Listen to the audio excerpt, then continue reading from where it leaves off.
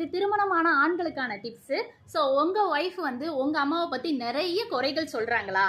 So குறைகள் சொன்னால் அவங்கள ஃபஸ்ட்டு திட்டுறதை விடுங்க. அவங்க என்ன சொல்கிறாங்கன்றதை ஃபஸ்ட்டு காதில் வாங்கிக்கோங்க. பட் அது ட்ரூவா இல்லையான்றதும் கிராஸ் செக் பண்ணிக்கோங்க. ஸோ இது எல்லாமே வந்து நீங்கள் ஒரு சைடாக செய்யக்கூடாது. உங்கள் அம்மா சைடும் பேசக்கூடாது, உங்கள் ஒய்ஃப் சைடும் பேசக்கூடாது. உங்கள் ஒய்ஃபு அதிகப்படியாக உங்கள் அம்மாவை பற்றி குறைகள் உங்ககிட்ட சொல்கிறாங்க அப்படின்னா அவங்க ரொம்ப பாசத்துக்காக ஏங்குறாங்கன்னு தான் அர்த்தம்.